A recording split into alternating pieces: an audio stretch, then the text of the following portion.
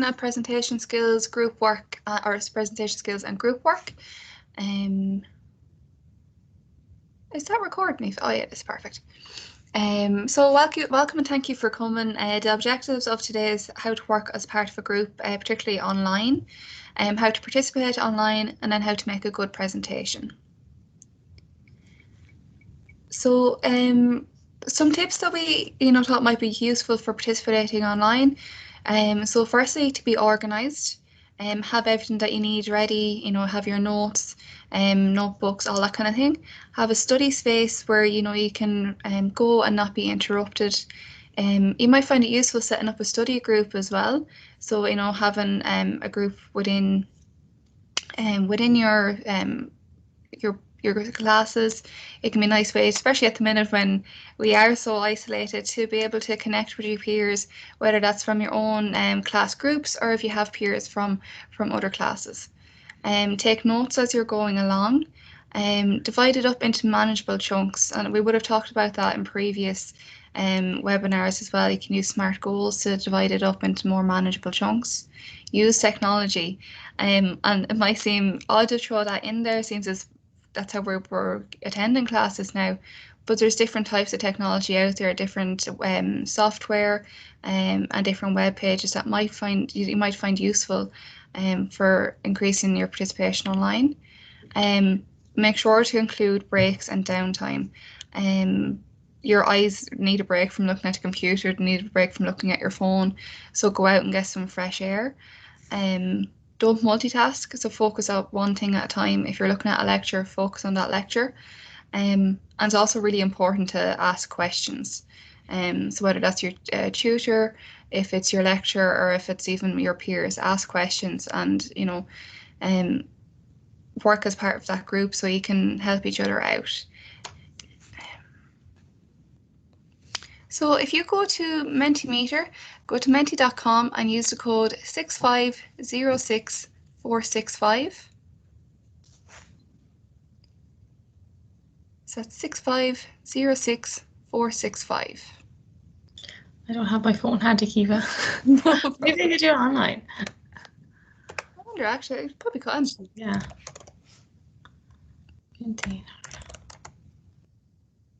So the question is, how do you find working online?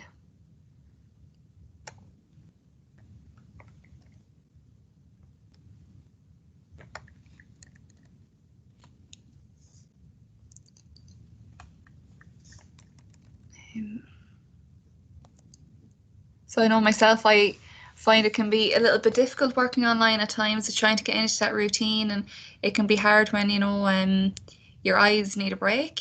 And yeah, it's a bit hard, stressful, difficult, and it can be okay as well. So yeah, no, you're completely right. Yeah, difficult to concentrate. Yeah, boring. I know it's hard looking at a computer and not having that interaction with your peers and your friends.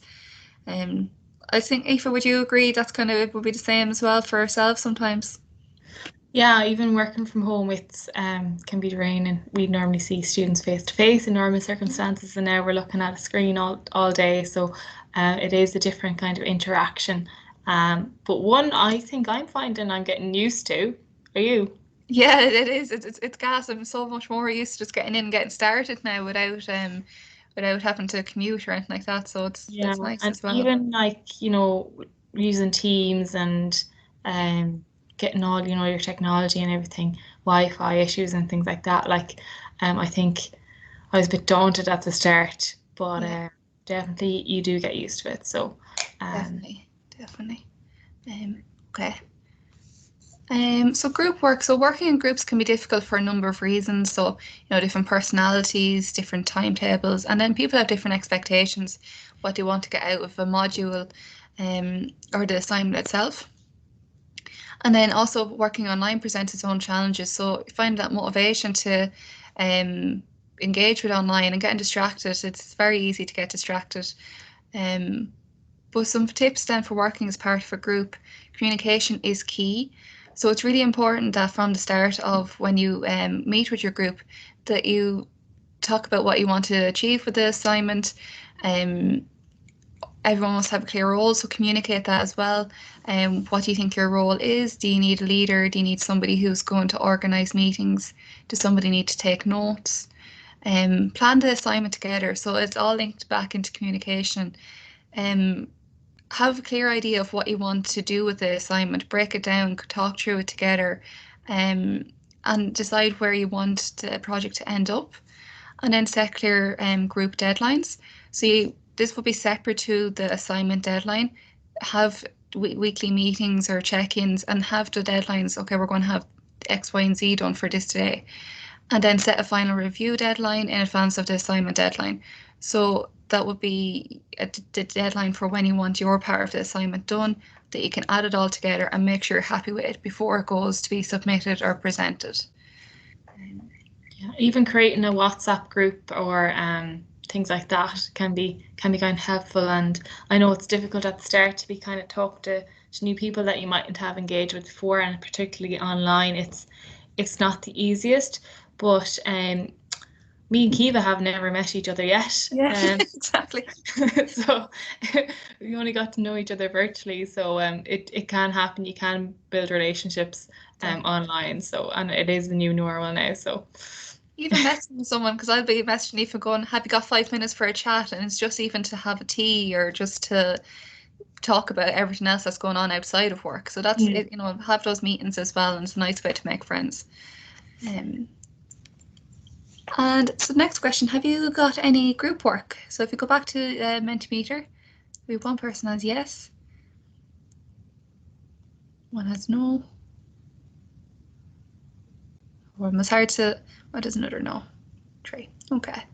Um, okay, okay. Well, I suppose this might be useful then going forward, and in semesters to come, you might have group work as well. So the two most important elements of delivering a great presentation and also group work, so preparation and planning, and then practice. So a PowerPoint presentation should be simple, convey a clear and meaningful message, and use quality visuals. So use visuals that will actually, support your argument and support your points. So steps in planning, pick your presentation topic, prepare your structure, prepare your slides, prepare yourself, and then get ready for delivering your own presentation. So the first one then, planning your presentation topic. So what is your brief asking you to do? Who is the audience that you have to present this to? Is it going to be people in your class? Is it going to be your lecturers, or is it going to be, a wider community? What do they know about the material, and what do you want them to learn? So keep those questions in mind when you're getting ready. And when you're looking at structure, write your presentation script or have notes to help you to prompt yourself or reminders. And that can be useful when you're remote as well. I always have an A4 pad beside me and I'll write down words that I need to remember. Organize your structure into the introduction, body, and conclusion. And also, it's important to include a reference list at the end of your presentations. Identify the main points and consider your time. The time is really important. If you're given a deadline, if you're given a time limit, stick to it. And then decide which of the main points will require a visual for clarity. So preparing your slides, introduction and conclusion slides are really important. So clearly state what your presentation is about and introduce your topic or your argument, and then summarize the key points in concluding slides. Make your slides clear and concise, and only include vital information. And you can have extra points then to include in your notes, and then again include images and graphics to convey important messages. And then when you're going to prepare your slides, use color. It can catch somebody's attention, and it can make them more interested to engage. And use a font size, use a larger, simple font. So the Gothic or Calibra or Times New Roman, and then pick those kind of sizes that you're going to be able to see it much easier. So this is an example then of bad font sizes. One is too small, one is too large. If it's too fancy, then it's difficult to read. Be aware of the font color that you're using. Make sure it all adds or lines up, and then make it easier for your audience to read. And this is also an example of a bad slide. So there's too much information there. It's hard for yourself to read and your audience to read.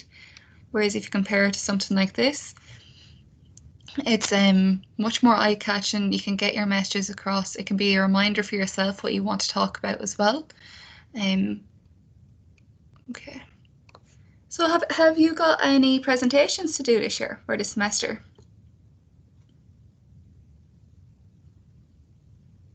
We have a question, Keeva. Yeah. What is the perfect font size to use for a presentation, do you think? I think you gave examples there. So was it Yeah. 18? 18, 20, and 24, I think were the examples there. I think it also depends on the slide as well, if you have images in it, but usually they're in around 18 to 24. What would you think yourself, Aoife? Yeah, I think that's Yeah. kind of a good size, and not to be putting too much writing on it either. Kind of spread it out and just the main topics, and just have your notes and be prepared as well before Yeah. you go. You can always elaborate on it, Yeah. when you're kind of explaining things. But it's just to kind of grab the audience attention on the main points, and they'll definitely remember it more than if they have to read a big paragraph. They won't read a big paragraph of text. That's the thing. No, definitely not. And they're going to be more interested in listening to what you're saying as well. Yeah. So we have three no's and one yes for presentations.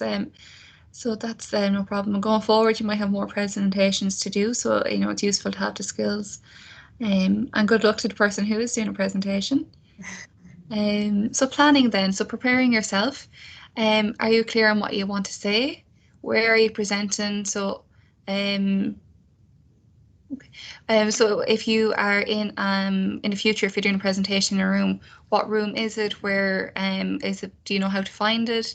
How large is it? And in your own preparation at home, are you in a room that you can you won't be interrupted, that you can share your screen without any background distractions? Have you rehearsed enough? What things would help make you feel more comfortable? So, you know, is there a particular chair or particular clothes that you feel more comfortable in, a particular room, things like that. So to be mindful of that. Make sure And you then can heels that you can walk in if you're wearing heels. That's another exactly, yeah, interview skill, isn't it? Or technique. Well, not to wear uncomfortable shoes or whatever. definitely, definitely. Um, oh, 100% definitely. The shoes are very important. Mm. So timing then as well, to keep an eye on your timing. So we would say around 60 seconds per point or per slide. Split your time according to your main points. So, you're going to spend more time on your main points than you are the introduction or conclusion. Stick to the time. That's really, really important. And in practice and time yourself. So you might think you can get it done in a certain amount of time, but practice it, see if you need to cut down slides. And also be mindful that when you're nervous as well, you might talk a little bit quicker. So give yourself time to, take a breath and slow back down and then get back into presenting. So it's completely normal to be, to have a fear of presenting and participating.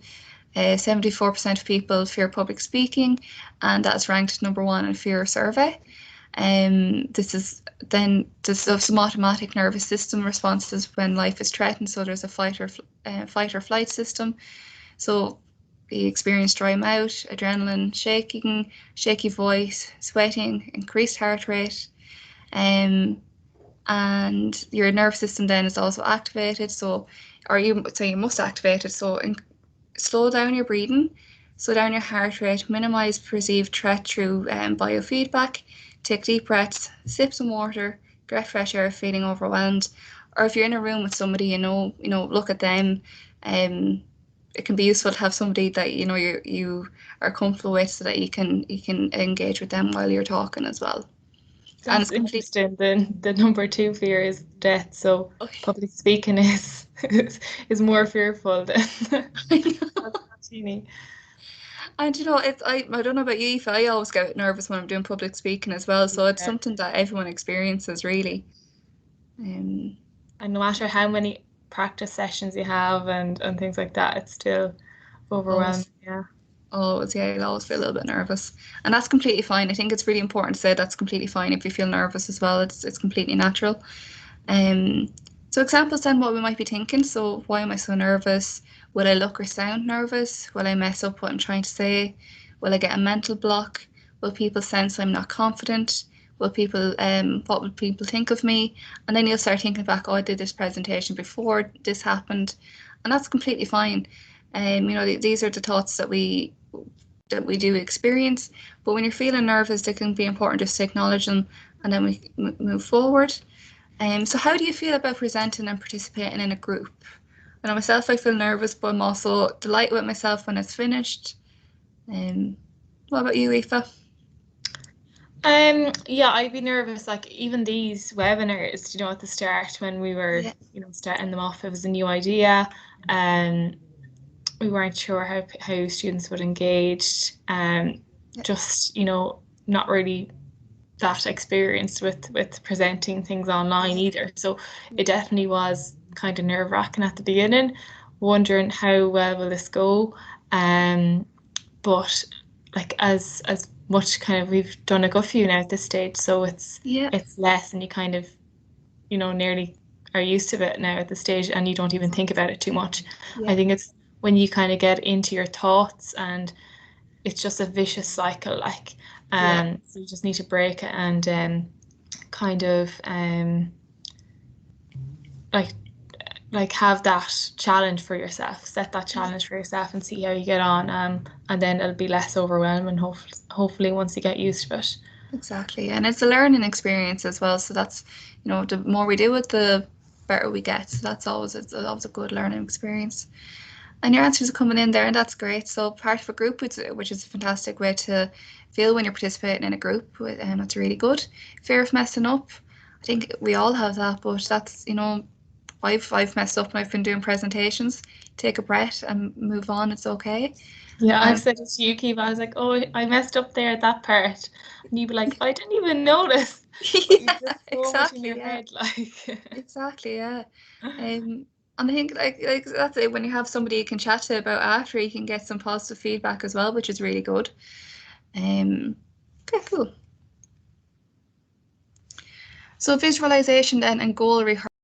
So practice beforehand. So set up your room, run through it on Teams, ask a friend to join you on Teams and see how it works. Myself and Aoife will always do that. We'll run through the presentations, make sure the sound is working and that everything's coming across the way it should be. Imagine yourself speaking clearly and looking relaxed. So imagine how you will be if you're sitting or standing, what you'll be wearing, and put yourself into the space that you will be in when you're presenting. And then imagine someone asking you a question and how you will respond. And imagine how relieved and accomplished you will feel after the presentation. So that can be that motivating factor as well after. So if your voice is shaky, pause, smile, take a breath, or sorry, take a drink, then take a breath and ground yourself. Slow down and speak the next sentence strongly. And it's completely fine if you get that shaky voice. It happened to me a few times as well. And that's just, it's part of presenting and everyone experiences it. So take a minute for yourselves. And it's important if you are feeling nervous or if you are presenting or getting ready to speak in a group, just breathe in and then breathe out. And what we would recommend is to breathe in for 4 and then breathe out for 8. And it's a nice one to know for going forward as well. Whenever you feel a little bit nervous, just take a deep breath in for 4 and then out for 8. And another grounding exercise that we find really beneficial will be the in relation to your senses. So if you ever feel nervous, think back to this grounding exercise and just to yourself identify 5 things that you can see. So for example, for myself, it would be my laptop, a hairband, my pens, my glass of water, and then the chair in the room. 4 things you can feel. Um, I can feel my feet on the floor. I can feel my back against a chair. I can feel the carpet under my feet. And then I can feel a light breeze in this room. 3 things you can hear. Well, I can hear myself talking. I can hear my dog barking. And I can hear the wind outside. So the last 2 are interesting because you don't always be able to smell anything. Like there's nothing in this room to smell. So I always think of 2 things I enjoy the smell of. And that would be fresh cookies and grass. And then one thing you can taste, well, it'll always go back to chocolate for me. That's something that I find comforting. So just thinking back of what taste. So confidence. Be confident in what you can do. If you're not feeling overly confident, that's completely fine. But you can, say to yourself, you're able to do this, I can do it, and you'll feel a little bit more confident. Have you anything to add there, Aoife? I think the next slide is one of my favorites. No, it's a good one, isn't it? So yeah, stand tall, open your chest, gesture. So, like I always talk with my hands, move around if you can, vary your tone, smile. So, engage with your audience and then make eye contact. So that can be difficult when you're on a computer, but if you look up at your camera, what I've had to do before is use, sticky notes beside my camera to remind myself to look there. What about you, Aoife? Have you any tips Yeah, and for? definitely if I suppose participating online and in class as well, you do Yeah. have the opportunity at home to kind of write things down if you need to participate before you say them. So maybe just write a sentence down that you're going to, say and things like that. So at least you have it there, and you can even just read it out. Like for the beginning, then you might build your confidence, but you do have the ability to write things down that you need to say or questions that you want to ask, without like, oh, am I going to forget what I'm going to say, or am I going to jumble up my words? Just write it down and read it. And that's kind of a way to do it online, but definitely fake it. Like nobody knows, just pretend you're confident and nobody will know that you're bricking inside. Yeah.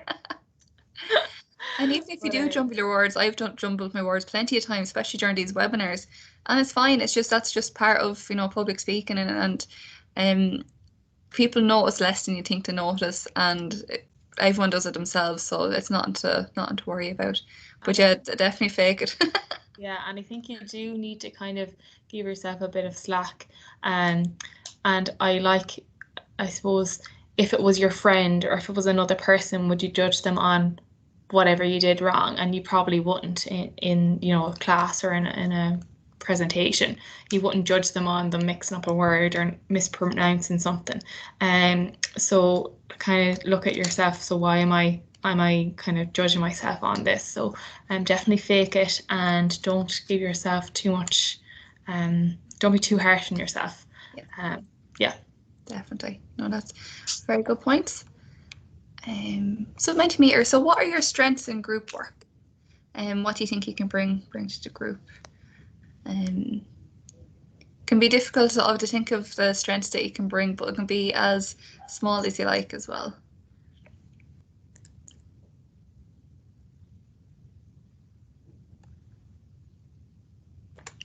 Trying to think back at the group work I would have done in college as well. I think um, being comfortable to maybe open a conversation or anything like that can be good. For hard work, best effort, try best. Yeah, exactly. Yeah, you're smart, fair play. Yeah, that's good to bring to a group. Hard work is really good to bring to a group as well, and your best effort. That's all you can do. Yeah, exactly. Just try your best. Yeah. Yeah.